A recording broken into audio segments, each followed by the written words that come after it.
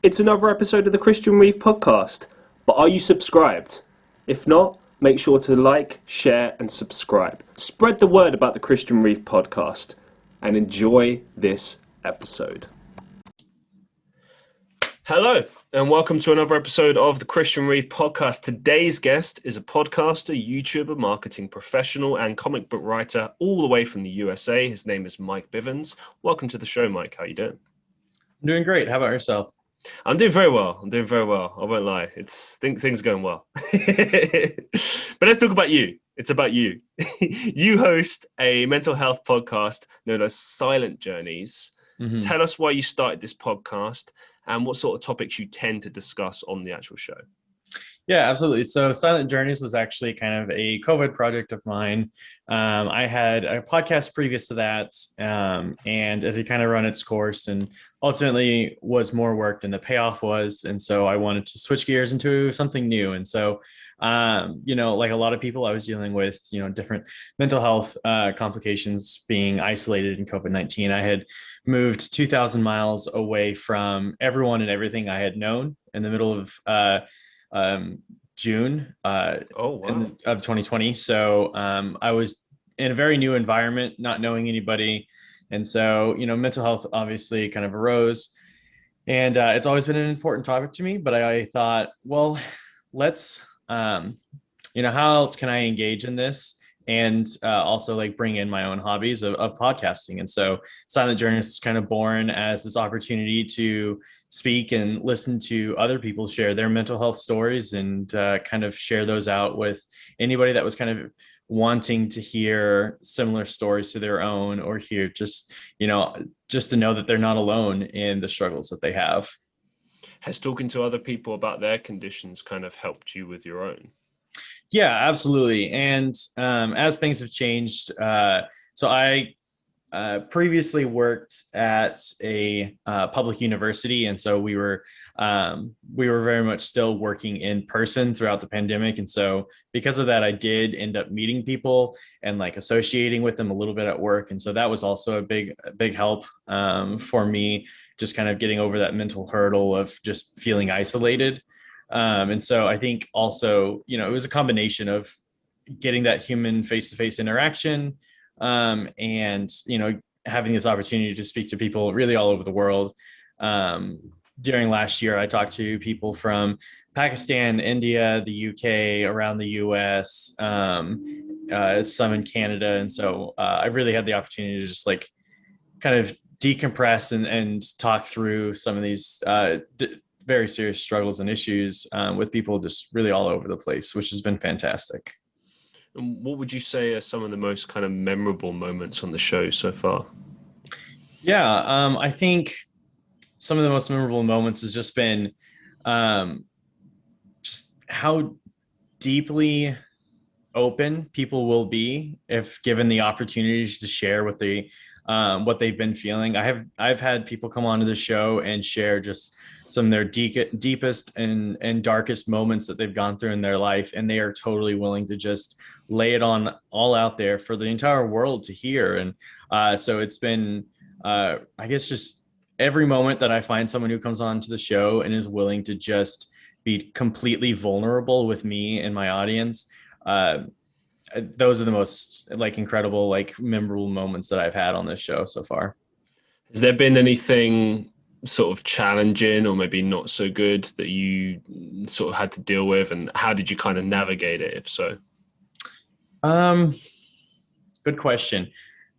I think the most challenging has been I've had 2 or 3 guests who have shared some really tough moments, and kind of dealing with the empathy that I have when listening to these and reflecting on my own previous experiences in my life, and thinking back to like the places that I've been in not so healthy mentally speaking, and then having to hear these stories, like you empathize with them and you're like, it's that it's difficult to hear those. And sometimes it's just having to take a step back and like, speak with them afterwards and just like, kind of relate a little bit and talk through that. And I'm really good at using humor to kind of diffuse really tough like situations regarding like mental health, because I've had lots of experience with it growing up. And so using humor to try and relax and bring things back to kind of a cheery level before departing ways from the recording has been my best way of dealing with it. That's interesting, actually. You mentioned this kind of aftercare side of things. Is that something that you kind of developed over time, or did you kind of set out with that in mind, thinking like, yeah, if I get something in particular, I need to kind of take the responsibility for that? I mean, because some people would just be like, well, it's not my responsibility. But like, why for you is that important? I think it's important to me. I have been working in student affairs, which is essentially, for those who aren't familiar with student affairs, think it's everybody that's on a college campus who isn't teaching. We're essentially human resources for students. And so my education for that and my employment in there has always just been about like this ethic of care and looking after one another and ensuring everybody is safe and healthy and feeling okay. And I think that just naturally kind of bled over into the show, and at the end, like checking in on my guests. And I'm getting ready to actually reach out to my previous guests that I've had and kind of just like check in on them, see how they're doing. And so that's something I'm planning, and I'm wondering, like, is there a way for me to like kind of make an episode of it where I bring back some of the guests to kind of talk about like where they've gone since a year ago when I last talked to them. I think that's a very good idea. I see a lot of different creators doing similar things. I know this isn't exactly the same, but I've been watching a lot of Gordon Ramsay's clips on YouTube, just in between editing and stuff. And yeah, that was one of the things that he would do, is come back a year later, see how they're doing, and just bringing it back to the point. Like, it's all well and good, like saying like, this is my action plan, this is what we're going to do, this is how I'm going to progress. But then, when you're away from that person who's giving you that advice, support, whatever the case may be, and you're on your own, it can be tricky to put that into effect. And more importantly, being consistent, I think is always the key. Consistency, I think, is the key to most things, particularly when it comes to mental health, because, it's like this, every day is like that, and it can be tricky. And, yeah, different people deal with these things in different ways, I feel. Like I'd say for me, most of the time, I don't really have any issues, but I have that kind of like flip reverse thing. So like, I don't really have it anymore. I mean, I haven't had it for a long time, but when I did have it, it was kind of like a physically paralyzing thing, if you know what I mean. So like, not only do you feel depressed, but your body's just like letting you know like the whole time, and it's like, well, great, I can't do anything. Which isn't funny, but I don't know, it's funny in retrospect, I suppose. But anyway, yeah, you mentioned in that you deal with student affairs. I'm intrigued. What are some of the sort of like craziest stuff that you've had to deal with doing that role?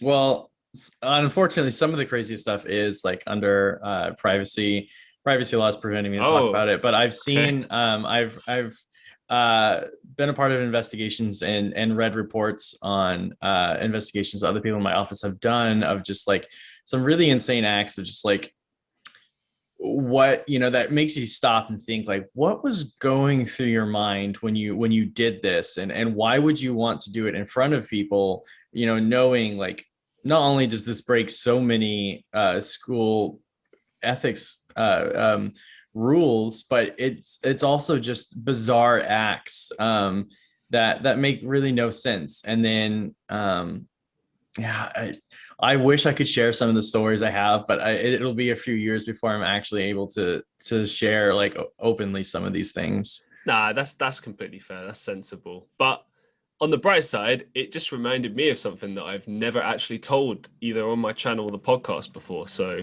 and it's on topic as well.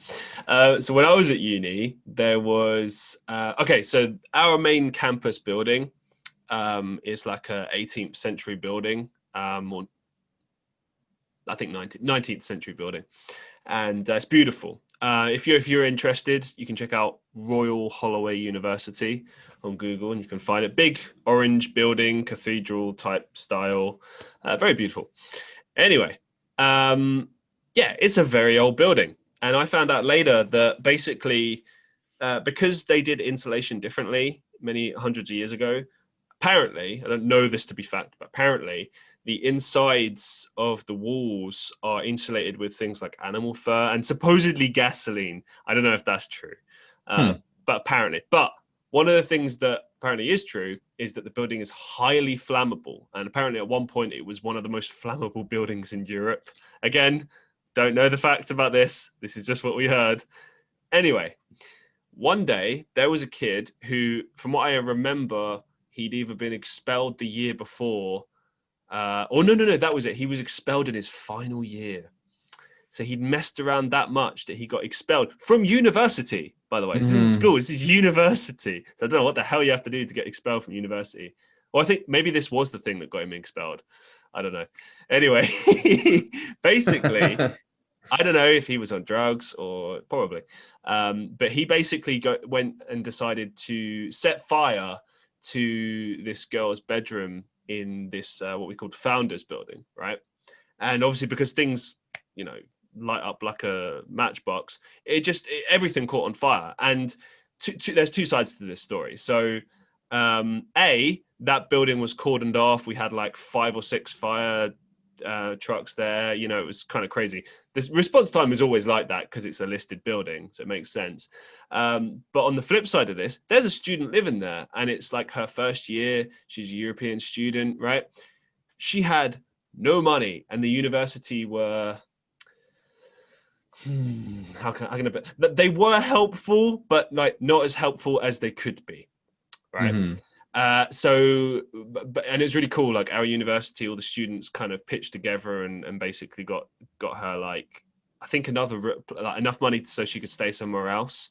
But yeah, the university didn't offer that. So do better. But anyway, so basically that got sort of sorted out later on. But obviously she was under distress, and the guy that actually did it, it was bizarre. He ran halfway across the campus, because campus-based uni, to the other library that we have. This is the old library. And because it's like a 24-hour library, like you could just kind of walk in, walk out. Sometimes people would just like hang out there at all times, drink there. It was really weird, like drinking at the library, But he was just like shouting at everyone and getting distressed. And it's the first time I've ever seen someone get arrested and dragged out by police from a university campus. So that was interesting. He nearly burned down that building. So there you go. It's the craziest thing I ever saw. It fascinates me. I did not realize, just like growing up, you see like crazy movies about like insane things college students do, and you just take it as movies, and then you get into college and you're like, oh wow, like people actually do insane things all through, like all the way up until right before they graduate. They're still stealing street signs and burning and starting couch fires in the middle of the street, and it's you just shake your head like, wow. I mean, the movies aren't that far off. It's true. There's always the weird kid, the crazy kid, and the I suppose the worst thing about it is when you actually ask them why they did it. You'll either get, "Oh, I was bored, something to do," or that some crazy answer, like something where you're like, oh, that kid's gonna grow up to be a serial killer. Like there's no doubt in my mind, because it's like they don't like function in a normal way. Do you know what I mean? Like every kid, particularly boys, I imagine growing up, you've done stuff that you shouldn't have. It's that kind of classic boys being boys mentality, right? But at the same time, it's like everyone has like a limit. Do you know what I mean? And especially when it comes to like setting fire to like buildings or destroying building. Like, come on, it's like, especially when you're in school, it's like we want to at least graduate and not get kicked out. And you know what I mean? It's like I couldn't imagine getting right to the end and then getting expelled. Like, oh man, all that wasted progress. Well, yeah, especially with university as well. I mean, here in the UK, it's like $9,000 per term. So it's like you're in debt, you don't get your degree. And then I think apparently with this kid as well, like I think his parent was, or one of his parents was like a professor at the university. So it's like, Oh, yeah. And I don't even think that could get him off. Like I'm pretty yeah. sure the way it sounded was like he was like this sort of rich kid messing around, doing drugs, and it ended up with that. And it's like, God damn. I mean, it's like you've got the easiest route for yourself. You know what I mean? Yeah, absolutely. And just piss it all away. Oh, wow. Well, moving it forward, you also, for my notes, you also host a podcast known as Effin Chat. Tell us more about this podcast and what you tend to discuss on this show. Yeah, so Effin Chat, the name was is kind of born out of a meme. And essentially what it is it's just kind of a buddy chit chat show where two of my friends and I just get together weekly and we talk about the biggest news in pop culture, particularly on the nerdier side of things. And so we're talking about like news with streamers, talk about some video game stuff, and industry news, that kind of thing. And then we have a couple of different arguments about just like random topics. Our last episode, we talked about, is the ocean a soup? And we kind of went back and forth and and just like fun little arguments like that to kind of like liven up and get a little argumentative with each other and see where it goes. So what was the verdict? Is the ocean is absolutely a soup. It's a giant soup. It's a giant soup. And what was that based on? Give us a Cliff Notes version. I mean, it's a fish soup. It's full of fish and it's a liquid. And that's what it is. It's just fish soup. Wow. I've never heard it described that way. But I could see it. I mean, it wouldn't taste good. It'd be a bad. No, it would taste awful. Too salty. Seawater. Oh. Absolutely. So yeah, and so we just take crazy opinions like this and try to argue back and forth, and we never really win. All the whether the ocean is a soup was probably the first argument that we've all had like come to an agreement on. Other than that, we've always like very much ended the argument saying, well, we have our own opinions and that's fine.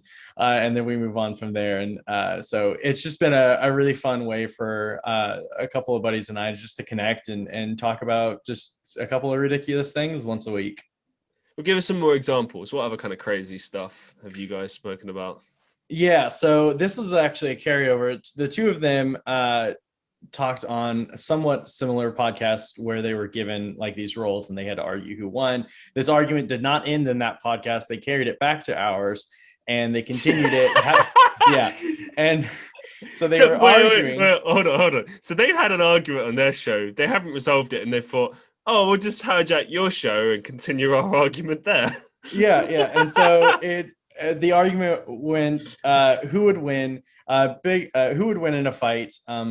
A witch who can produce unlimited cookies, or Big Bird with a Nerf gun, and it was just crazy things like that. We're like, what, yeah, which was hilarious. And then we oftentimes we talk about food a little bit too. We're all pretty big fans of foods, and so we got in an argument about which fast food joint has the best breakfast sandwiches, and we all had our personal favorites and we all got a little argumentative about very much asserting who has the best breakfast sandwiches. So it's the arguments. Sometimes I feel like we get a little too much into the food side of it, but it's we all have a good time, and we all tend to laugh at each other, and yeah, so. Awesome, man. Awesome. And obviously, since you're doing a lot of different podcasts, what are the main things you've kind of learned from podcasting in general? Oh man, what have I learned from podcasting? How long have you been doing it actually? So I started podcasting in 2019. Okay, all right, so 2 years. Yeah. So yeah, it's been a phenomenal journey. I started off knowing absolutely nothing about like producing audio editing it. I knew nothing. In undergrad, I was a philosophy and political science major. Oh. And exactly. And so I did not have a background in it at all. So, I mean, I've had to learn everything about it just by like finding things. And thankfully, like, especially through this last year where, podcasts have just dramatically increased. There's been such a crazy increase in available courses and educational materials for podcasting, which has really been helpful over the last year, kind of improving, audio editing techniques and whatnot. But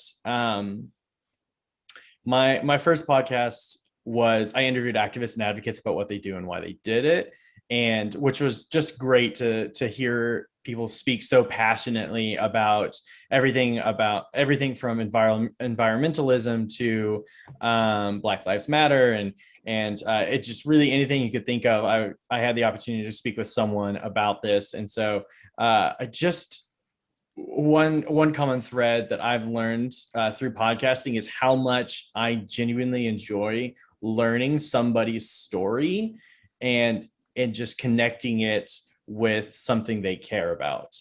It has been, I had no idea how passionate I was about learning people's stories and understanding like what connects them and until after I started podcasting. Yeah, I know what you mean. I didn't really know what to expect when I started doing this. Like I started this many years ago. Well, the thought process for setting one up was many years ago, but it was only last year I started doing sort of one with a couple of friends online, and then I started the Christian Reeve podcast. And originally, this wasn't supposed to even be an interview podcast. It's supposed to just be general discussion, and it's kind of evolved into a mixture of both. Like every guest I have on the show, there's this standard interview, all transparency. We plug that person. We talk about different assets of their life. But I am trying to get like a discussion out of that person, because I think that's always more interesting. If you imagine that this person that you're talking to is like, I always treat it as though my guest is a massive big deal. Do you know what I mean? Like, because people always say that, like, oh, who have you had on your guest? Anyone I would know? And it's like, yeah, okay. It's not. I don't know. What would be a good interviewer?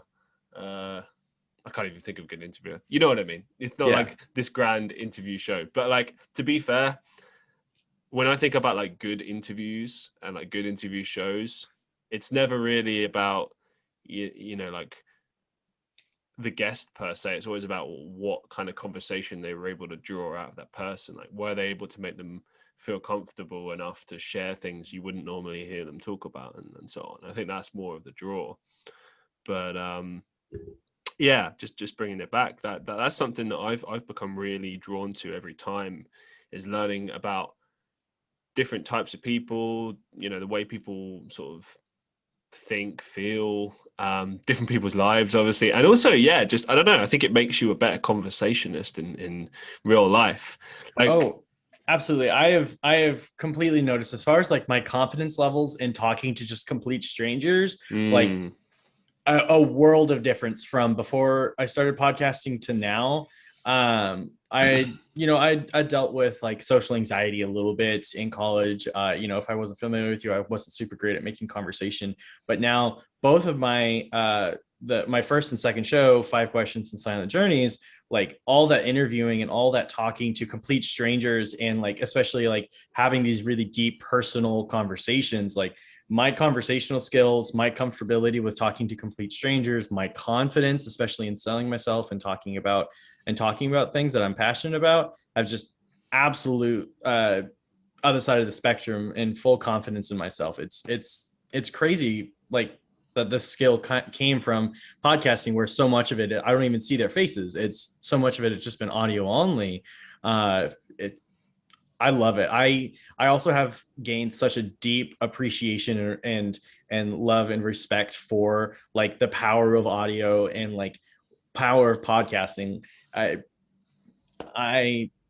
don't know. I've loved it so much that I have chosen to pursue like podcasting more professionally. And so up until now, I've been such a hobby podcaster, for these 2 years, and engaging in many different spaces, talking to different podcasters and just like learning. And now like I'm beginning this journey of like how can I turn this like deep passion and love for the power of audio? How can I turn that into, a professional outlet where I can pursue this as a full-time opportunity? And I deep love for podcasting is where I'm at in my life. It's the dream, isn't it? That's all it takes Mm-hmm. is, a decent follower base, and then you can start pitching to sponsors. Like, people have said that to me as well before. Like, why don't you try and get a sponsor? Believe me, I would love to, but there's nothing to pitch to sponsors. It's like, hey, come check out this podcast that sometimes gets views,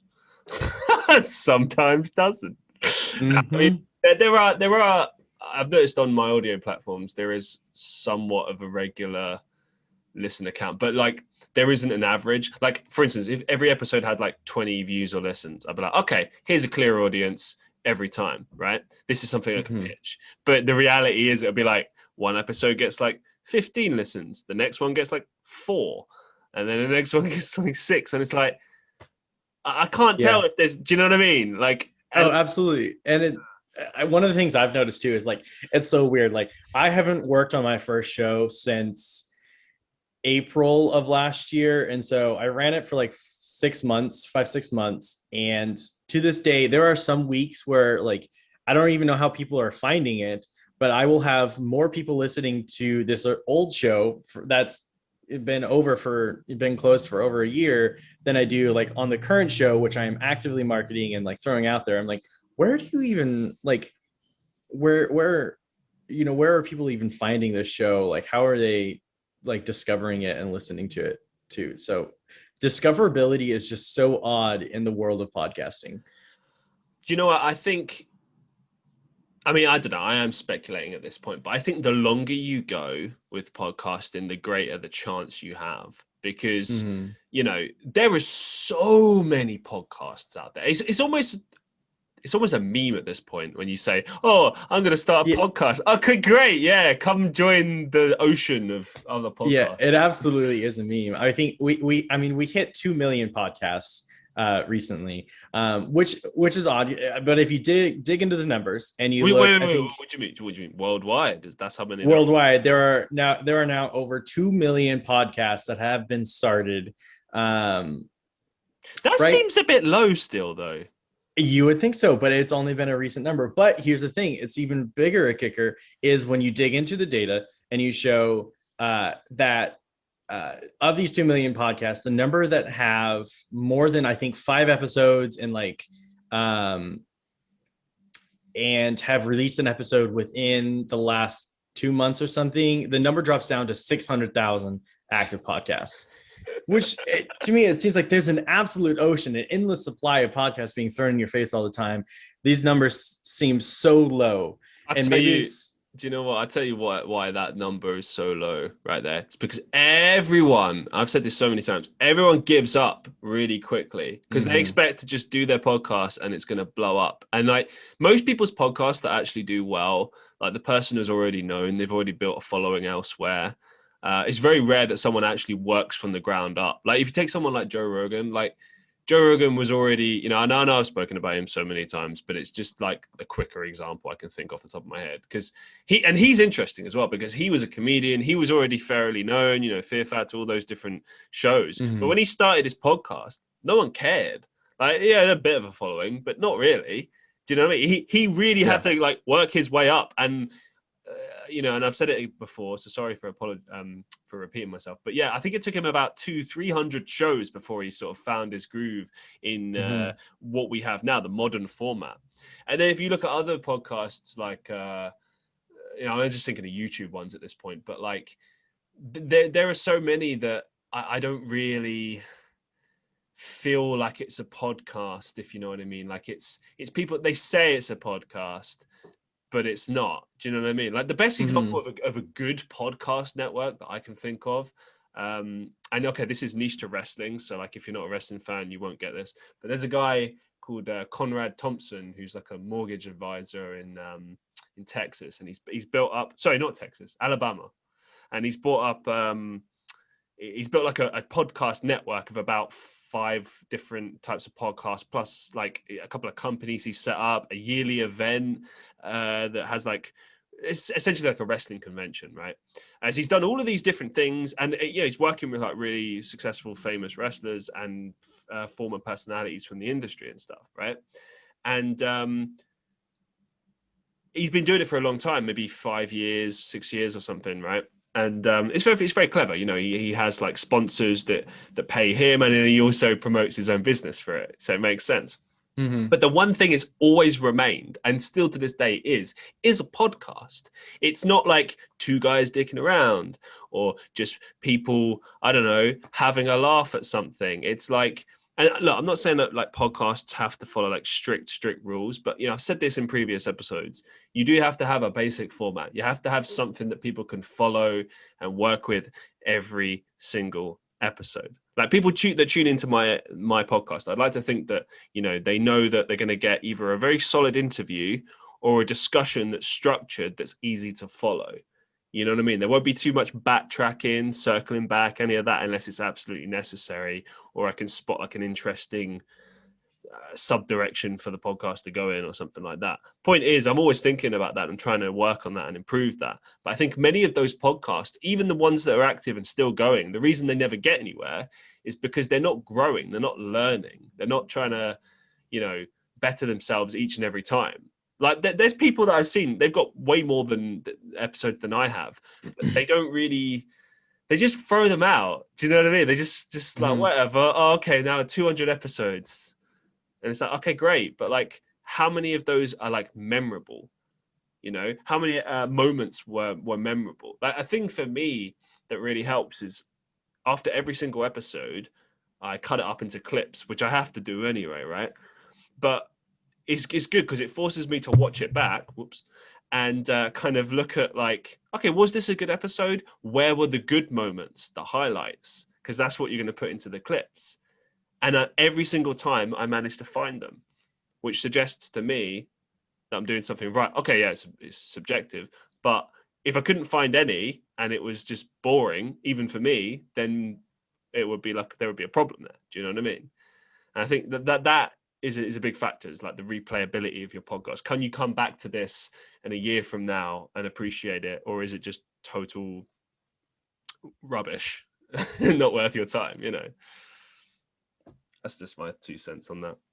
Yeah, no, I completely understand.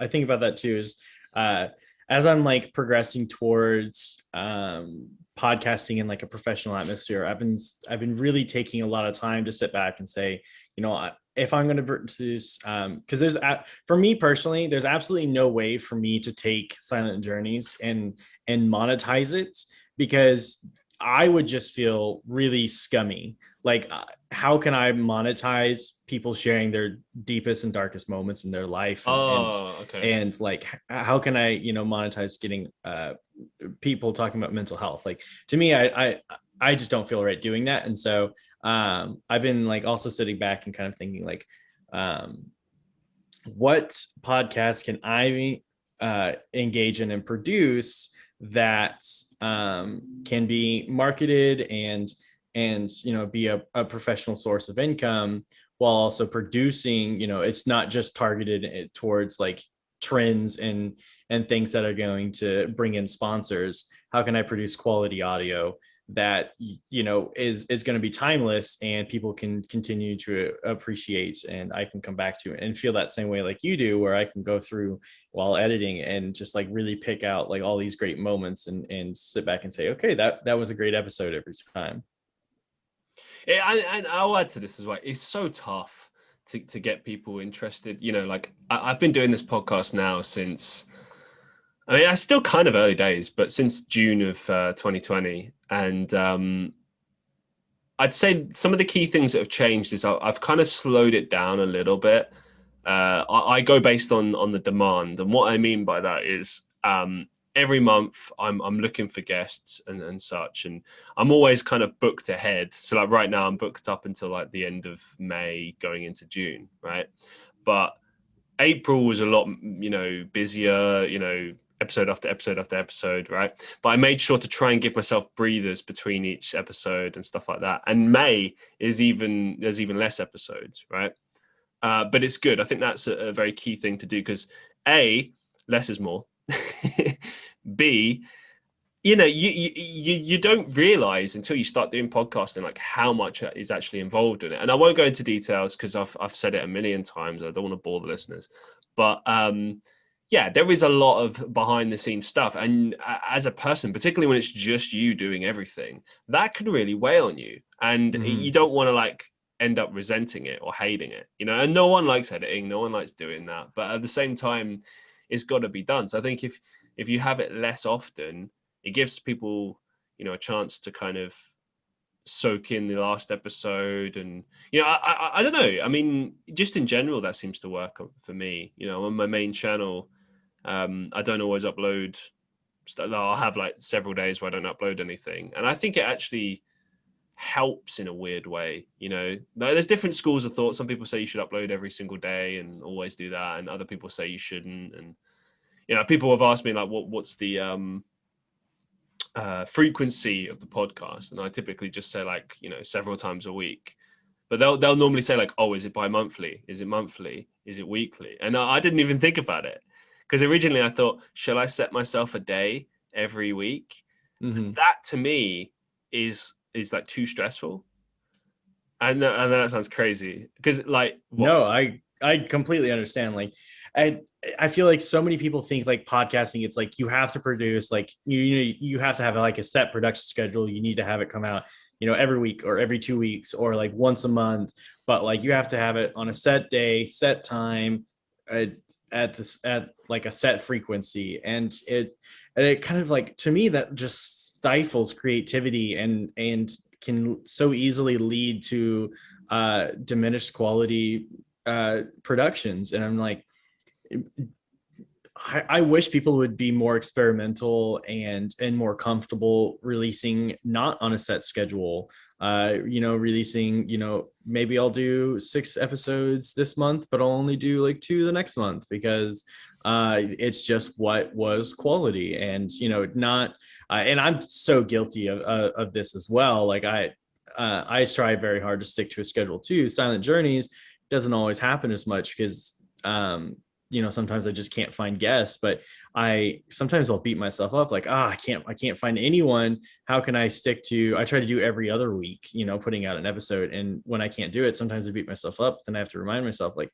how much do I advocate for people not having to stick to a strict schedule? And especially when you're trying to produce quality content. Yeah, it's funny you say that. I remember when I started up my podcast, like the first thing I sort of was concerned with was like, firstly, it was topics, because I thought it was just going to be discussion based. And I thought it was just going to be me as well, because I wanted to have guests, but I figured like, oh, that's going to be really hard getting guests every week, right? And then it became more of an interview podcast. Like, I've been doing much more discussion based stuff recently, but predominantly it's an interview based podcast, and I think it works better that way. It's more interesting for me, to be honest. When I just do it myself, it just feels like a standard video. I mean, I have to still go through the same process of preparing it, but it's like, it's just not as fun, right? But to be honest, now that's my like last resort. That's like if I couldn't find any guests ever. And I don't know. I've been very lucky in that regard. I mean, I'll throw out some resources there for podcasters that don't know, people that are setting up. Go check out Matchmaker. Go check out Podit. Go check out all the different subreddits on Reddit, and also reach out to people as well. In places like Instagram. Like sometimes I'll get guests from random places. Like I started playing around with TikTok recently, and I set up one for myself for my own content, and then one for the podcast. And I actually found a guest that I'm going to have on the show next month through that. So that there's different ways to do this, but I think when you can't let the panic set in. And to get to my main point with all of this is like, I do have like a an Excel sheet somewhere with like a bunch of topics I could potentially do. And it's like, I've never needed to go to it because I've always had guests. There's never been any form of a drought. And you know what? I put that down to, and I think it's a combination of a couple of things. One is the setup, like you don't need to have loads and loads of episodes every month. I think even just one a week, that's enough. If you think that, you're going to clip it up anyway, let's say that's the only content you ever did, right? You did one podcast every week and you had some clips, right? The clips, depends on how many you do. I kind of go crazy with mine, but you could have like 5 or 6 clips or something, right?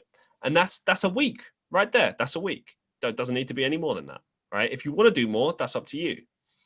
But, like I said before, it depends on the demand. Like sometimes you have more, sometimes you have less. But now, crucially, I don't panic when there's less because it's like, okay, then there's less. That's fine. And especially, I think once you've built up a lot more, like we've got, I think, 88 episodes now. This is 88th episode.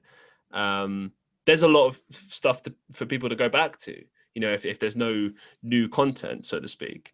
And I don't know. I think it's the sort of thing where if you have certain goals and you keep doing what you want to do and keep pushing with your vision, then it will work out. Do you know what I mean? Like, if it's an interview based podcast, people will come. People are always looking to promote themselves. I think one of the benefits of being set up on those websites like Matchmaker and Podit is that you can just set yourself up on there and people will contact you.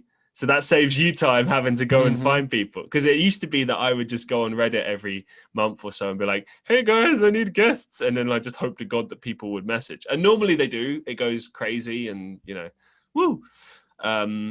Exactly the same for me. Yeah. I just blasting Reddit every couple of weeks. And then like I tried out Matchmaker and people messaged me and I was like, oh, this saves me so much more time. And then those people know people that would be interested. And I'm like, beautiful. Because those like person-to-person recommendations have been phenomenal for me. Yeah. I want to add to this as well. Do you get, because I want to rant a little bit for just a minute or two. Okay. Do you get people that contact you through places like Reddit? No, not Reddit, sorry. Matchmaker and Podit. And they don't say like, oh, hello, Mike, blah, blah, blah. They just post a blurb at you. Yeah. What the hell is that? I don't know. It's I guarantee what this is the person has some kind of like product or something, that they want to promote. And what it is they hired somebody to just blanket contact as many podcasts as possible to try and get their person on. And sometimes like they're just an overreach. I had somebody that wanted to come on to my mental health podcast to talk about dermatology. And I was like, you're missing the mark just a little bit because I put myself as a health category. And so they're like, oh, I'll just shoot this. I'm like, so you didn't read like the first 5 words of my podcast description before you sent me this link, this whole like bio. I'm like, no. And that's definitely that. I think that reflects more so on the person they hired to just like do this, because the person that wants to be interviewed hired like some freelancer and is like, I'll give you $20 or whatever if you just like shoot, you get me booked on a bunch of interview podcasts or something to talk about my product. And it's so disappointing because it's so frustrating, especially on this end, to deal with. Yeah. And, I've said this on the podcast before about people contacting me just in general being like, hey, check out my content. Hey, check out this thing. Hey, check out this. No. Piss off. And when it comes to the podcast, it's like, okay, maybe I just get a bit too riled up with this, but I'm like, no. Say hello, state your intentions and form a connection, form a conversation with me. Yeah, like when they post those blurbs, like I'll be honest, like the first time I see it, I didn't even think of that. That's probably exactly what it is. But I kind of just thought like, what, do they expect me to be like, oh my God, that's amazing. Like, yes, I would love to have you on my show. Like, what? Like, no. Do you know? Yeah. And the whole point as well about that interactions, you're not necessarily going to have that person on your show. Like, I'll be honest, I don't, there's only like 1 or 2 people I've ever rejected. And one of them was because they were just underage, and I just didn't feel it was appropriate. Like not too young, but just like, I think they were like 15, 16 or something. And I've had, in the very beginning of the podcast, I had very young people on the show, and I treated it like I would with any other, like, you know, exchange. But then later on, I was like, do you know what? I just don't feel like this would be appropriate anymore.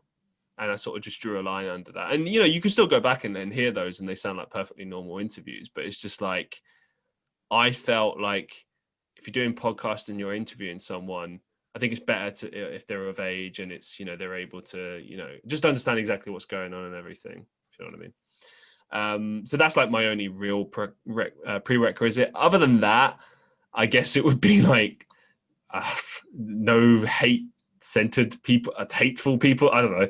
I mean, I basically never say no unless it's like that, or like if it was a hardcore business situation where because, like, you know, I've had business owners contact me and they've been on the show and they've been excellent guests. You know, we spoke about their business, obviously, and their product, but then we also spoke about just business in general, and I got to pick their brains about a bunch of things, and that made it more interesting. And I think that's better, and they know that as well. It's better for their business because it's like, hey, here's the person behind the business, here's what they've got to offer, here's what you're kind of buying into. Do you know what I mean? You're buying into that person's knowledge and expertise and blah, blah, blah, blah. So it works better as a marketing tool in general for their company. But when it's just someone who just wants to come on and just be like, you know, hey, buy my product, and then that's it. It's like, what is this? Come on. But yeah, I don't know, man.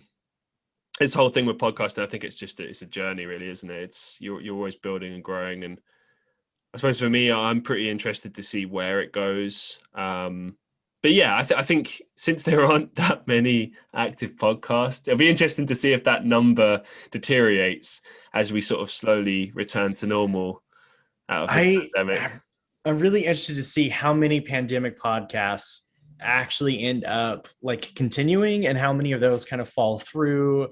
And are they replaced? Are, you know, more people going to produce podcasts after the pandemic is over, or, you know, as life returns to normal and people are more interested in getting out and getting away from home?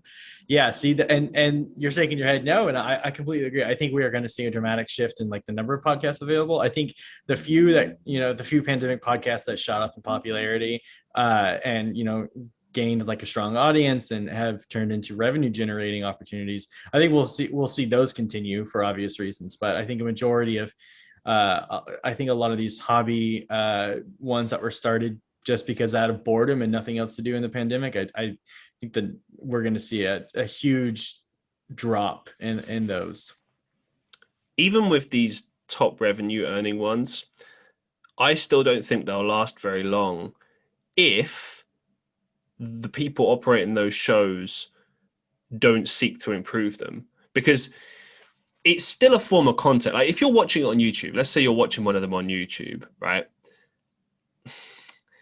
Especially with YouTube, because it's videographic content, right? You want to see something that differs every time and really is intriguing and interesting and makes you think or compels you or even just distracts you for however long, right?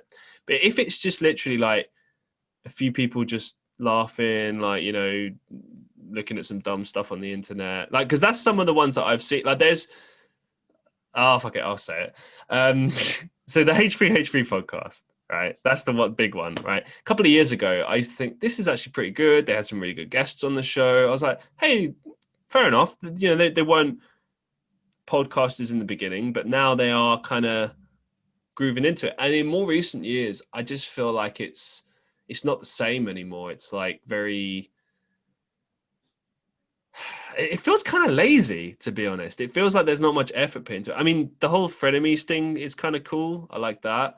I think there's a nice dynamic there. There's at least some kind of thought and effort that goes into that. But their actual just standard one, it literally just feels like two people and their team just sitting and chatting. And sometimes it's interesting. You know, sometimes I'm not going to sit here and lie and say I don't ever watch, because the clips are sometimes interesting. But I feel like to listen to an entire podcast of it, that's not as interesting, I don't feel. For 2 hours, 3 hours. Because, okay, when you condense down that 2 or 3 hours into clips, great, best moments. But can you sit and listen to that for 2 to 3 hours in one sitting and it still be interesting? Because I know there are people that follow me that listen to the entire podcast. They might not do it all in one sitting. You know, I know there's sometimes they'll listen to like half an hour here, they'll listen to the next hour another day, but they still listen to the whole thing because they deem that it has value. And they know, for instance, I won't clip up everything. I'm not going to clip up every single thing from the episode. And I guess that's my overall point with this, is if you're doing those long form podcasts, I think even if you're at the very top, you know, I know they're successful. I know they've got a very good brand and everything. But the thing is, they built that brand through high quality, diversive content. Right. Whereas I don't feel that that's really the case anymore with the podcast. And it's not just them. I'm not trying to sit and attack H3. There's many podcasts that are like this. And many of them have started in the pandemic. Some of them have just started in the podcasting craze over the last 5 or so years, you know, but it'll be interesting to see if they continue to be successful. Because, you know, podcasters like ourselves, you know, we're trying to make a living out of this because we like podcasting. We enjoy it, you know. For me personally, it's the interviewing. I love interviewing people. Like I imagine that one day I might turn this into a show or something. Maybe, I don't know. There's different ways it could go. But I just love the concept of interviewing people, and I'll never get bored of that. And my goal is to just get better and better and better and better. But like, I feel like you can't just get stagnant. You can't just stop. You know what I mean? You can't be like, okay, well, we're successful now. We have a big audience. So now we just don't bother anymore. We don't put as much effort in. Like, I feel like you'll lose your audience. You know what I mean? You're not giving the audience the reason to stay. Mm-hmm. Just because they're here now doesn't mean they're going to be here in a year from now, 2 years from now, 5 years from now. This is what I think. Yeah, I think you're right on the nail there. So, let's put a bow on the podcasting section of this. What tips could you give to budding podcasters? Oh man. What tips that I could give for budding podcasters would be just, I mean, the big one that I see a lot that I would also echo is just do it. You know, if you can't sit on, you know, your idea forever and generate, you know, get a backlog of 20 episodes and then start, just get out there and do it. Like if you're passionate about a topic, absolutely go for it. And I think the future of podcasting, there's a really big future for niche podcasts. And so, you know, if you are really passionate about fishing and you just want to share fisherman stories and go on about that, do it. Just do it. Don't be afraid to get on the mic. And, you know, if you're like, I just don't have the money to buy a microphone, just use your iPhone. Sure, the audio quality isn't going to be the greatest, but what pulls in a guest is, or what pulls in a listener is the quality of the content, not the quality of audio. And don't get me wrong, if the audio is just absolutely god awful, yes, okay, that's going to pull some people away. But at the end of the day, people care so much more about what they are hearing rather than, you know, are there a few mic scratches? Are there a few coughs that got left in? Sure, like that happens, but that doesn't mean that it takes away from the overall quality of the experience that the listener is getting from you sharing this, you know, ridiculous story of how you caught a largemouth bass out of, you know, some insane pond somewhere. You know, if your niche is that you really love woodworking and you just want to share your tips on woodworking and talk about projects and just do that, go for it. Like whatever that is, whatever you're passionate about, if you also care about podcasting, don't be afraid to sit down with a mic, sit down with your phone, talk about what you want to talk about and just put it out there. You know, I think, and if you're worried about, oh, you know, like, you know, what if none of my friends are interested in this and that's what's holding you back? Throw it out there. You know, you're throwing out that net on your social media and on your personal ones. And you're just saying, hey, I'm doing this thing because I enjoy it. People care about you and people want to know, like, people want to hear more about what you care about. Even your best friends can learn more about you, especially through something like podcasting. Wish it was like that for me. Seems like when I started, like, I don't know. Very few people that I know have actually showed an interest. I think that's just a story of my life, to be honest. Moving it forward. People's thoughts on multi-content creators tend to be quite mixed. You know, some people say we release too much content and we should just focus on a particular niche. Others say variety is the spice of life. Where do you stand on that? I love producing content. It just in different forms, whatever the medium that content is being produced on. Like I can just find myself getting lost producing all sorts of different content. So I tried out, I did YouTubing for the last couple of months, just to like video logs of my content creation, just to like build up skills and stuff. And so like I just talked about like the different projects I had open, and Okay. because I had tried to do this. There was a 1 year length YouTube channel called Unis Honest, where they created one video every day for a year, and that was something that really like inspired me to like really kick up my game and do more content creation. And so I started creating something one day or one thing every single day. Of course, that got trailed off just because life is too difficult and you get distracted. And so the vlog was started as a way to keep myself like grounded and try to stay focused on like, oh, I got to create this vlog, I got to talk about what I did that week. And so it kind of helped me keep accountable to creating something every day. And it was also an opportunity to kind of develop video editing skills and learn, like, see that process behind the screen, so to speak, or behind the curtain. I'm sorry, what was the question? I think I got lost there. No, basically, I just wanted to know what you make of like the criticisms that people have. Because, okay, the reason I asked this is because I don't often meet other fellow multi-content creators. Normally, it's like, okay, this is my thing. This is what I do. Maybe I have some other interests, but predominantly I'm this thing. Whereas for me, I've always been, actor, musician, podcaster, many different things. And I refuse to stick to one because that's just not what I want to do. And there's a lot of people that are critical at that and say, oh, it's stunting your ability to grow, or, you'll never build an audience because, you're not focusing on a niche or whatever. And I just wanted to know, like, what you think about that. Like, do you agree with that, disagree, and why?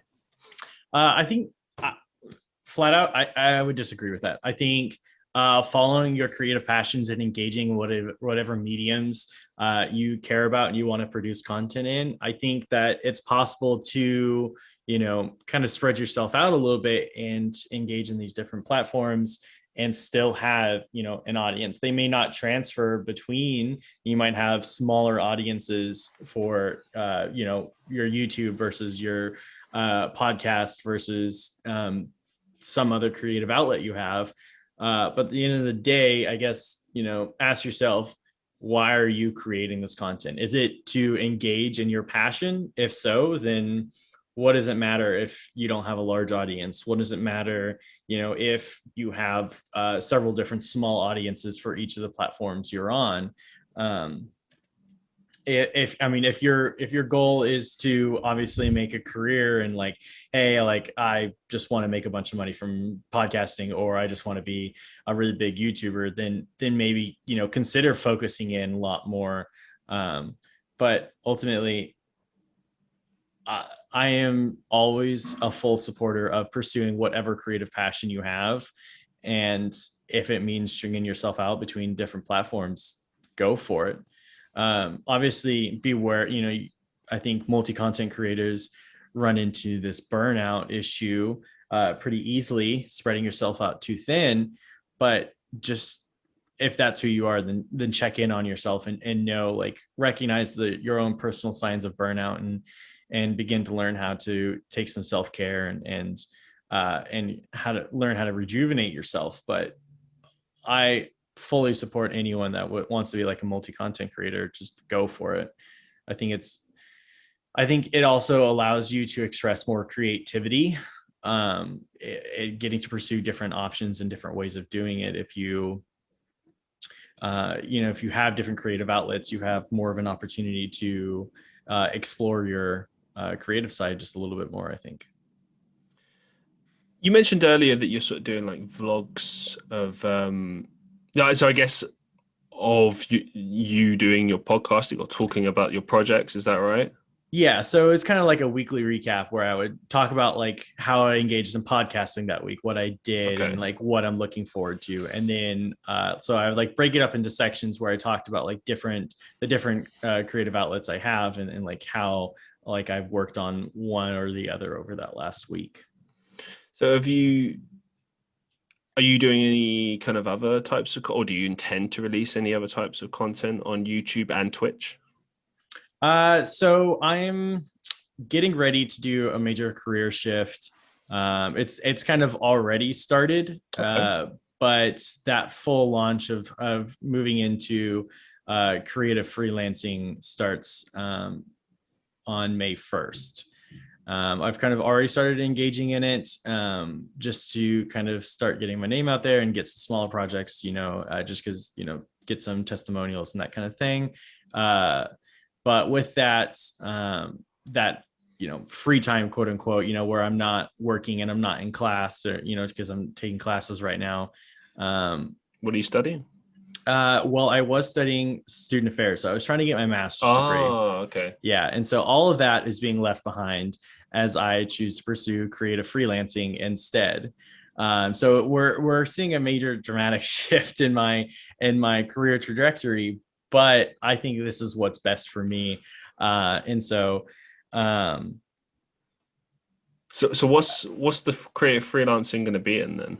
yeah, so obviously I would prefer to be focused in podcasting, offering editing services, producer services, whatever that can look like. But, you know, while I'm trying to navigate that way in the field and create a name for myself as far as like among my freelancing peers for podcasting work, I'm also looking at opportunities of like what's similar and transferable. And so one of the things I've come to is project management, and I have a lot of project management experience from higher education, which is what I've been working in. And so like also looking for those opportunities, maybe not directly with podcasting, but what other creative outlets are looking for project managers that I can kind of get involved with and start working more closely with other creatives. Awesome, man. Well, best of luck with that. I hope it goes well. Let's talk about your comic book writing. So when did you get into comics, and also just comic book writing in general? Yeah, so I got into podcasting. Look, so on that today. Comic books. I got into comic books. I think I was either 14 or 15 years old, and I walked into a thrift store and somebody had just donated a full box of DC and Marvel comics. Oh, wow. And I looked at that and I was like, I've never seen a comic book outside of TV before. And so I picked it up, and the very first comic I picked up was an issue 1 of the Green Arrow. And I was like, okay, cool. Why not? I'll buy this. And so I bought a couple of comic books. I don't even remember what the other ones were. The Green Arrow was just the one I remember the most, and it was the first one I picked up. And from there, Green Arrow has always been like my number one favorite like superhero, even though Green Arrow doesn't really have any superpowers. And so I guess I've been a fan of comic books ever since then. I enjoyed the short form format, with combining the pictures and being able to tell that story in 24 pages. And like it's just, I guess I've just found that medium to be very entertaining. And I'd never thought about writing my own comic book until October of this last year. And I, at the time, was actually writing a novel. I got about 25,000 words in it. And I was like, kind of starting to feel burnout. And I was like, okay, how else can I write this story in a way that's perhaps more entertaining and I can do in smaller chunks? And so I was like, what about a comic book? And so I've switched stories up a little bit and So I was like, okay, I can produce this comic. And so I'll do like a series.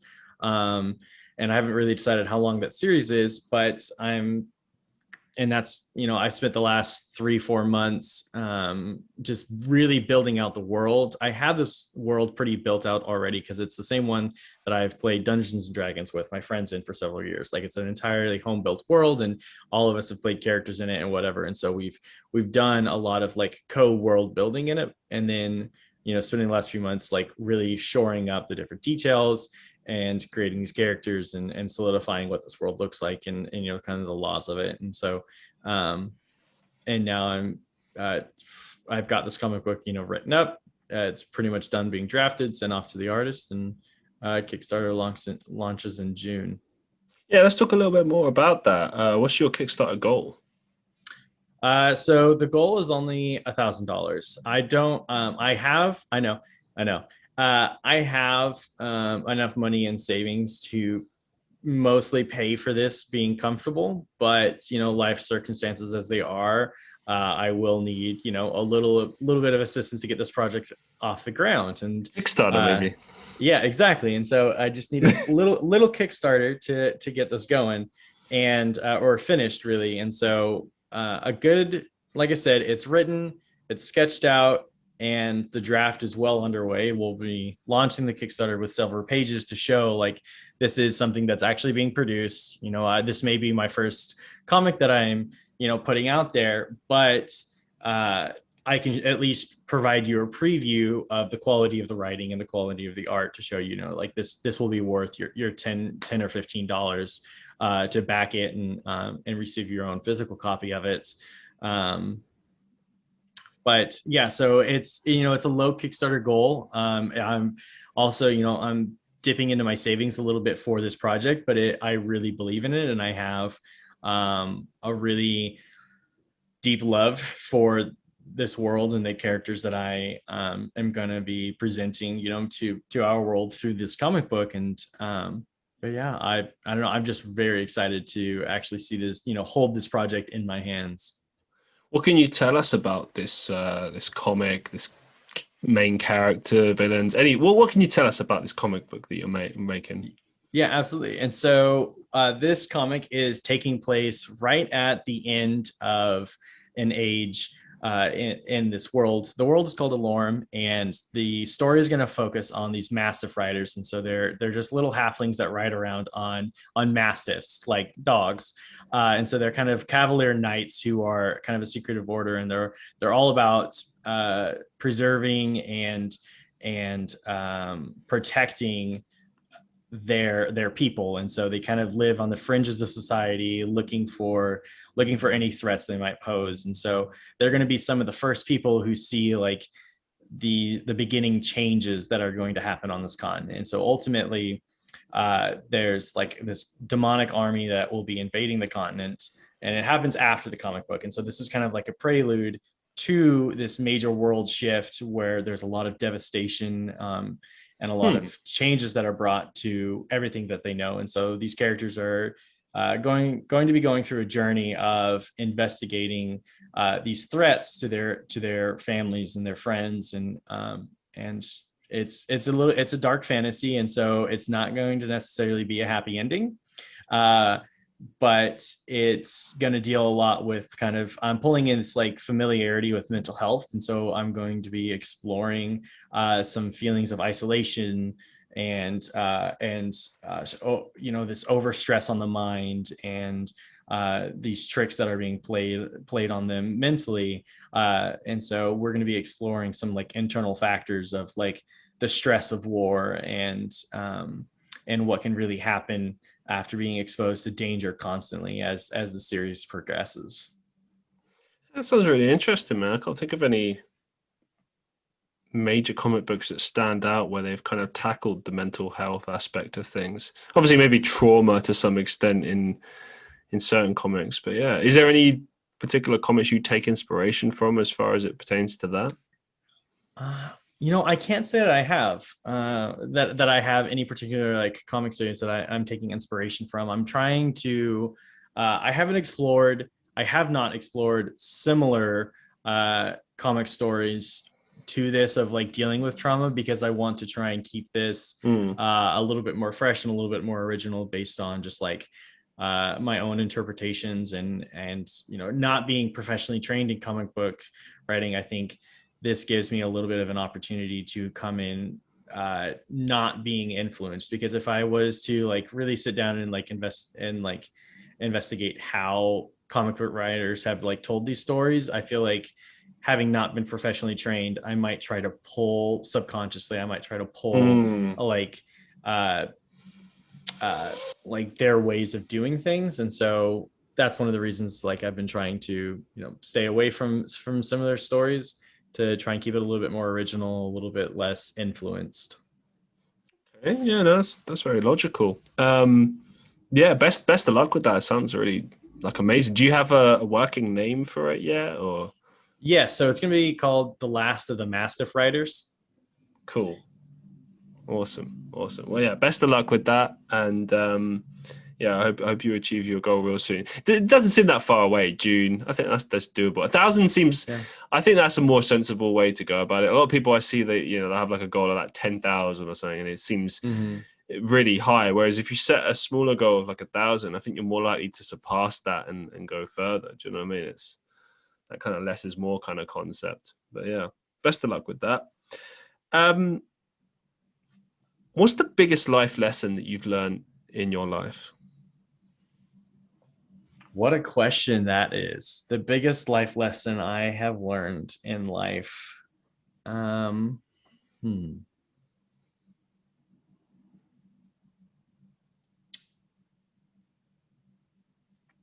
think the biggest life lesson I've learned is just the value of commitment and hard work.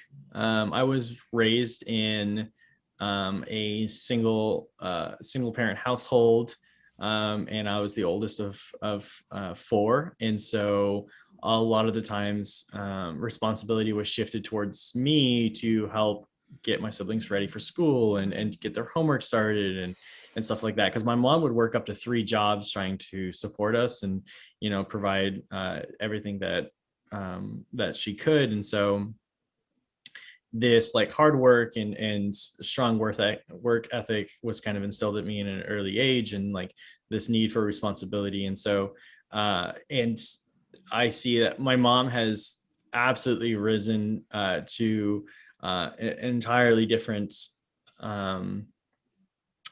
a much more elevated economic status, because of just like her constant hard work of working 3 jobs and not maybe she didn't rest as much as she should have, and taken that like self-care that we so often enforce, and that I definitely try to encourage in my friends and myself, but her commitment has absolutely returned dividends, and seeing like from when I was a kid to where she is now, and seeing that growth is phenomenal, especially when it's your own mother getting to see that change. And so I think that in turn has just been my biggest life lesson, is just commitment and responsibility and that work ethic. So I grew up in a single parent family as well, but by comparison, I mean, just first of all, well done to your mom. That's amazing. If you don't mind, I'd like to sort of ask more questions about that, if that's okay. Yeah, absolutely. I'm very open. So where was like your father in this situation? I think it would be the first question I'd have. My dad was deployed in the Middle East for a few years. Okay. And absent for one reason or another after returning back from the Middle East, and going through his own life struggles, and the responsibility for us kind of went to the wayside. And so was that like completely tied with the war, or was that just unrelated? I think there was some influence. Yeah, absolutely. I mean, he has some of the things you can expect veterans to come back from who have seen Right. action. He's got PTSD and some stuff. And so that definitely adds on to, and, kind of compounds some of the issues that, we've had to tackle. And I don't mean to say he was never there, but not there enough, I think is the best way of putting that. Yeah, because I had a similar situation growing up. Like, to say my dad was never in my life would be a lie, but like, he kind of left when I was like quite young, about 2 years old or something. And I didn't really have like a relationship with him until much later, maybe 10, 11. And that was because of my stepmom. She reinforced that because she was like a big family person. And it's not like my mom didn't try to force that with me and my dad, but it just never happened before then. And in fairness, they were like really young parents. So, my dad needed to become a man as well. Do you know what I mean? He had his own stuff that he was contending with, and it's all gravy now. Everything's good now, but it's just like, it's difficult to understand that when you're a kid, right? Oh yeah, absolutely. And yeah, I guess what I wanted to know, I mean, there's so many things I could ask you, but what were the kind of different things that you and your siblings had to kind of contend with as a result of, it's a single parent family, and obviously with your mum working so many hours in the day, there's only so much kind of attention she can really give all of you. Like, was it boys and girls, only boys, any girls? Yeah, the two of us two oldest are boys, and then 2 girls after that. Oh wow, okay. So, and you said you're their eldest, right? Yes. So at what age did you really start to kind of feel not pressure exactly, but like that your mum was leaning more to you, like, hey, I need your help, kind of thing? Honestly, I don't really remember a time where I didn't have some additional level of responsibility. I guess like before I can even really remember, I was definitely like helping my mom, and sometimes being a shoulder for her and her wow, part of her support.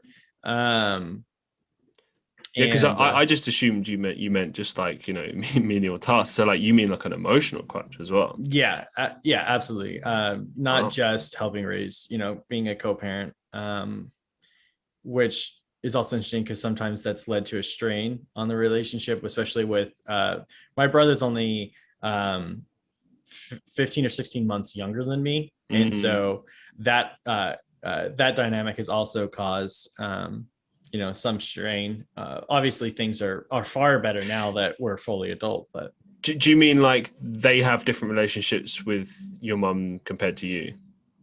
It was more so just like, it was difficult because like, you're my brother, what are you doing bossing me around like this? But at the same time, like, like frustrations of stop, don't try to be our dad when we have a dad, and you're only a little bit older than me, you can't be telling me what chores to do, that kind of thing.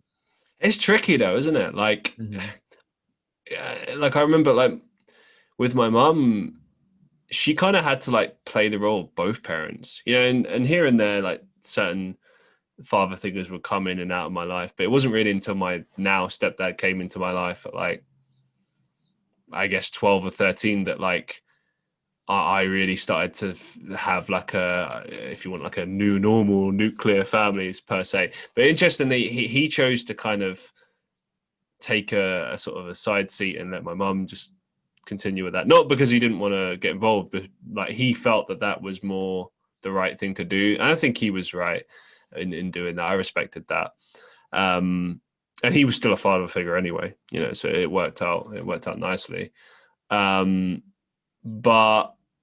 it is very interesting because now I've got like a younger brother who's still a kid now. I think he's like 9 or 10 or something. And I don't remember because I've got 4 brothers, 1 on my mum's side, 3 on my dad's side. So it's like, I don't know, there's a lot of them, all right? Just, yeah. But yeah, he's the youngest. And it's a very different relationship, naturally. And I imagine it's the same for you as well. Like, because you spend so much time being there, because like for many years me and my mum were like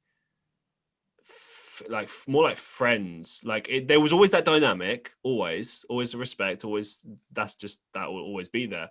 But it was also like, yeah, we would confide in each other, and yeah, there would be that. And like, she'll never have that with my younger brother. Like, they might be very close, and they, you know what I mean, but it will never be quite like that, because I think it comes more down to when you have a kid at a young age. Like, my parents were like 17 when they had me, so she, in her 20s, I was like, you know, becoming, I was a child, and then, you know, by the time she's 30, I'm in my teen years, which is kind of weird. You know what I mean?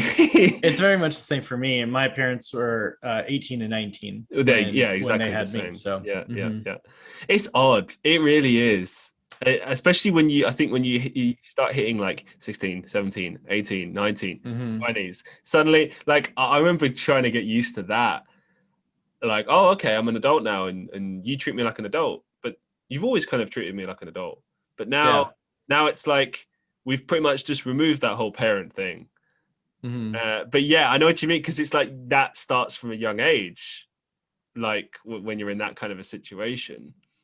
But obviously for yourself, it's a bit more different, as you laid out there. Like, you had to be in more of a kind of like father-like role. Let's explore that a little bit. So, like, did you kind of have to teach? I don't know. Okay, like, let's take like the brother under you. Did you have to teach him like man stuff, for example?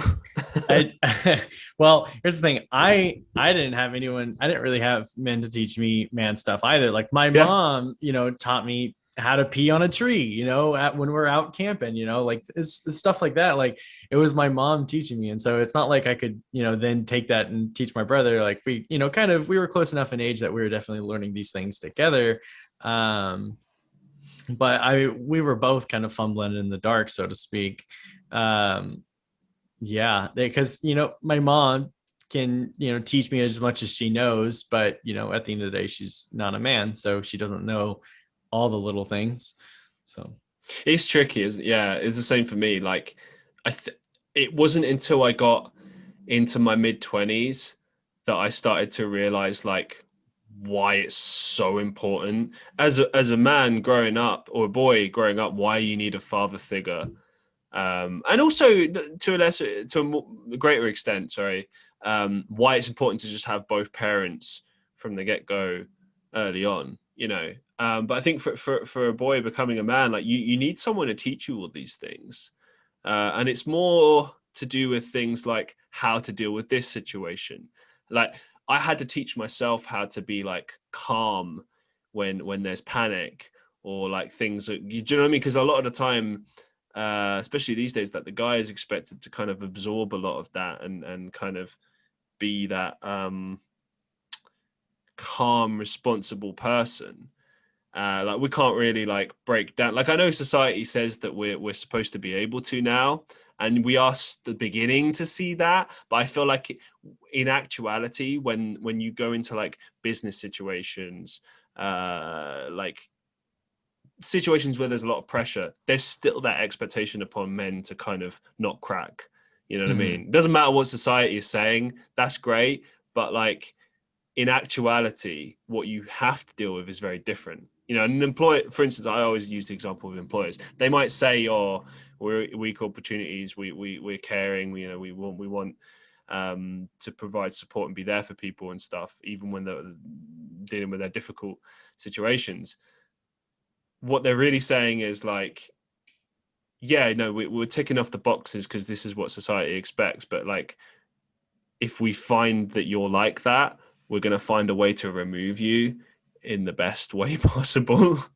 that's the reality. You know what I mean? And yeah, it was very difficult for me growing up to kind of figure out how to do these things. And I feel like the best way to put it is that I had to take the long, hard way around of becoming a man. And I think that, like, if I ever become a father, I think at least I'll have something to work with. I'll be able to teach my son or daughter or whatever, like, okay, these are the life lessons. This is what I learned. Here's what to avoid. Here's what to focus on, blah, blah, blah, blah, blah. But it's so important. It's so, so important. And like, I didn't really, like I mentioned earlier, I had like a stepdad around, but like I think like he always kind of wondered like, well, what is my place here? Like, I know I can help a bit, but like, I don't feel it's really my place to maybe be as forthcoming as I'd like to be. And I understood that position. I probably would be the same in his position. You know what I mean? Do you know what I mean? Because I have a father, you know what I mean? He's out there. Do you know what I mean?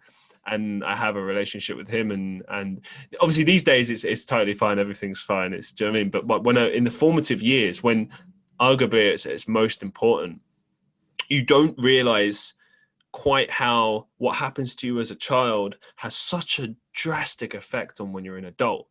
And like, because when I was a kid, I was like, oh, I had it pretty easy. Like, okay, we kind of had like, we grew up in a poor household, things were difficult and such, but like I had what I needed, and there wasn't anything particularly traumatic, and we got to adulthood, right?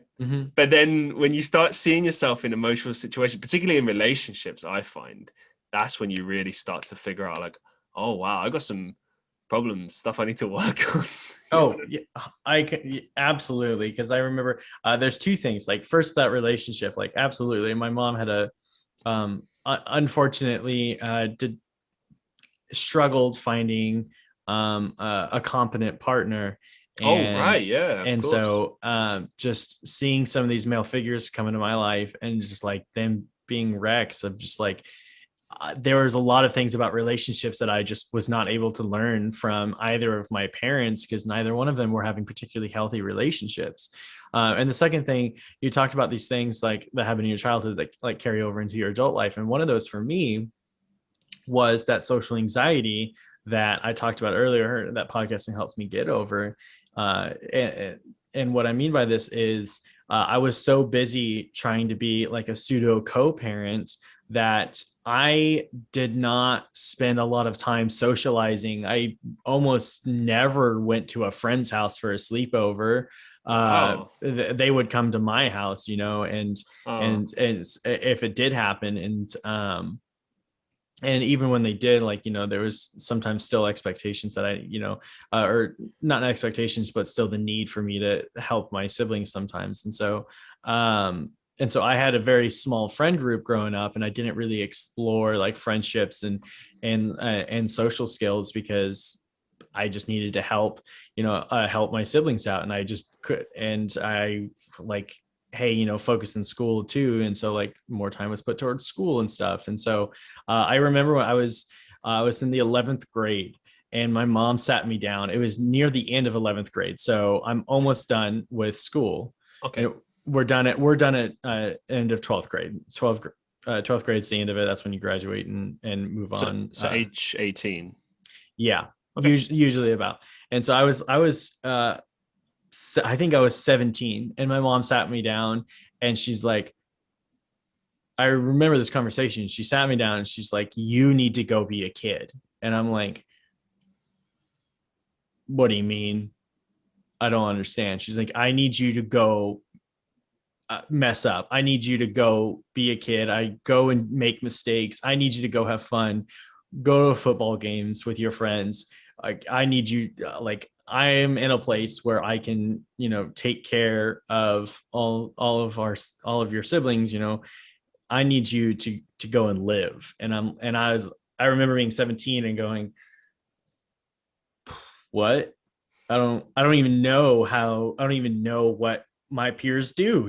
I had no idea how to be a kid, as she was telling me to do. And so like there was so much of a learning process, and like so many of these like socializing skills that I never really had a full chance to develop like so many of my peers did.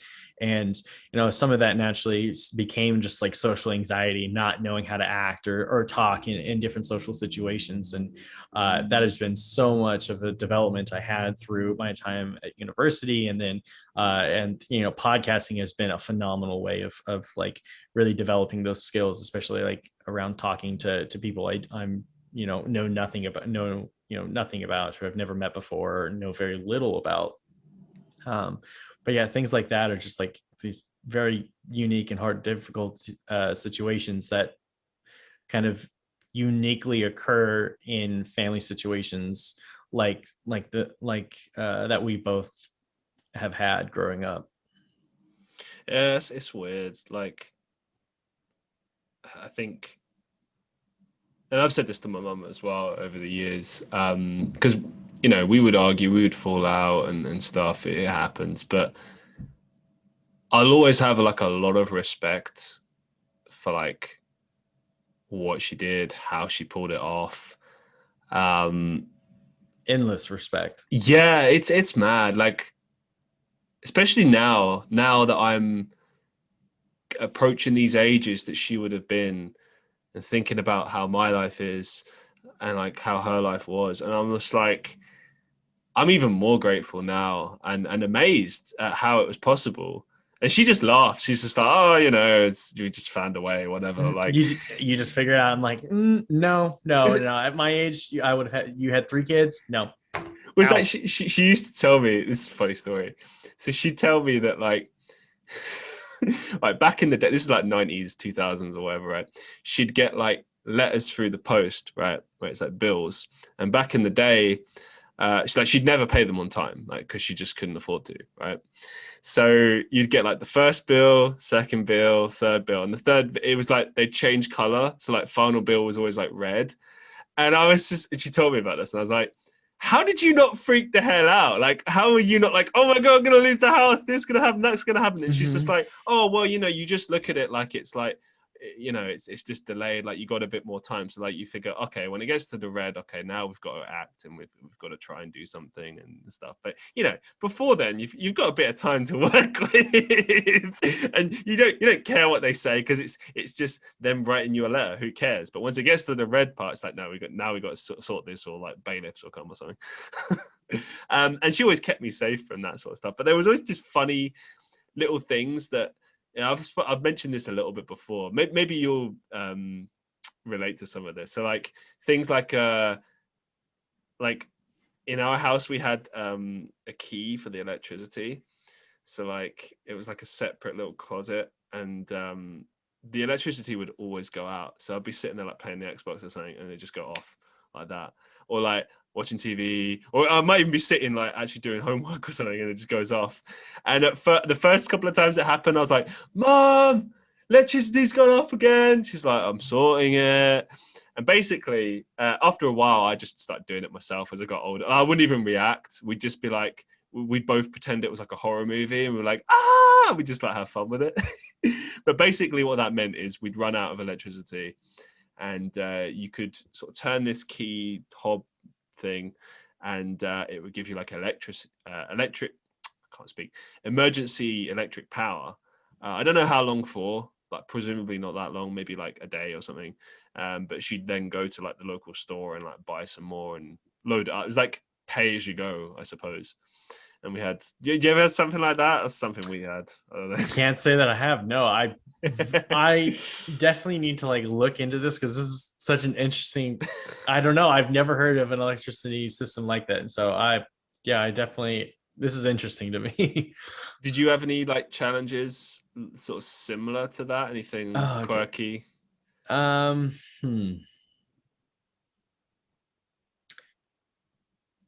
guess I'm trying to think here. I guess on the topic of finance, my mom has always been like very open about it, and like this is what we have, and so like understanding what a dollar can buy and like how easy it comes and goes has always been like a discussion, and something I've been familiar with, and understanding like this is just not something that we have money for right now, and knowing that bills need to come first. So it's been I'm very fortunate in understanding that at such a young age, because today like I'm very good at balancing a checkbook and knowing how much money I have and how much I'm spending at any given time, and I track all of this stuff just to be in the know, and it's probably something I'm say I absolutely win the lottery, I guarantee I'm still going to be the person like, okay, let's see, I spent, $102 on groceries this week or whatever, and Yeah. tracking all that. It's probably permanently ingrained in me. I could be on my deathbed and like, oh, better update my budget sheet, And so I think just always knowing like where we're at in finances and having to balance like, okay, what can we do to go have fun and be a family while still knowing like this is what we have to work with, and there's no room to move that needle.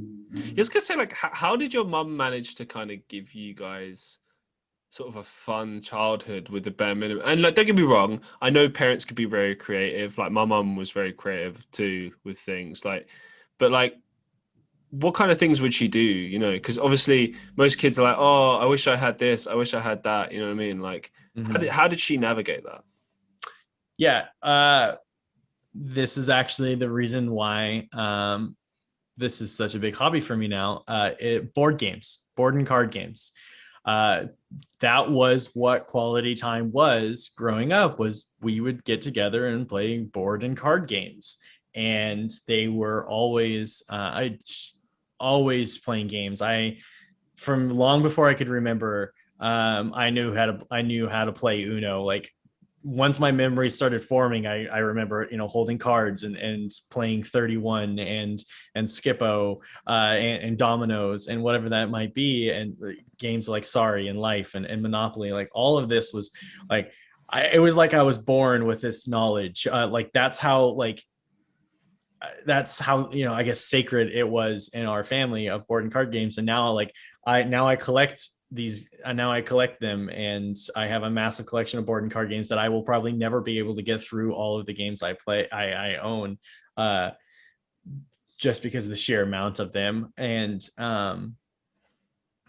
I guess I've probably dramatized the size of it, but some of these games are quite extensive, like long rule books. I'm fascinated by like these deeply intricate games that have 50-page rule books to learn. And that's why I'll never actually get to them.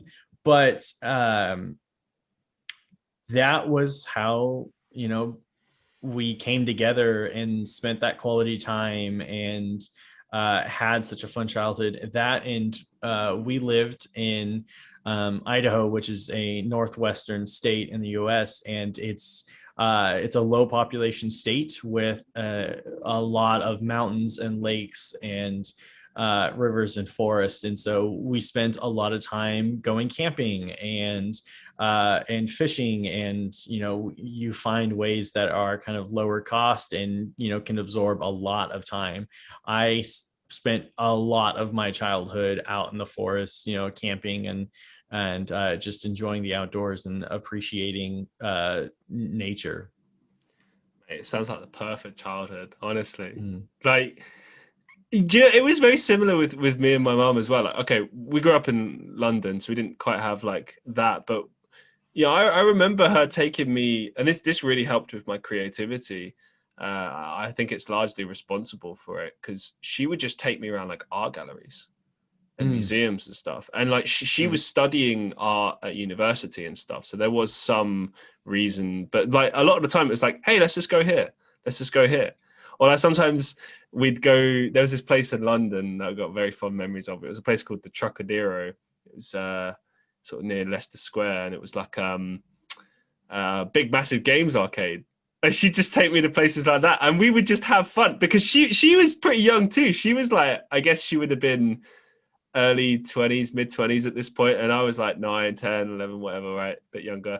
And we would just have fun and play games and do stuff like that, and like it was just cool. I don't know. Yeah, it's just, so I know where you're coming from with that. It's and there's a lot to be said for that. I imagine that all of you guys must have a pretty strong relationship with her now, because you spent so much time bonding and stuff, right?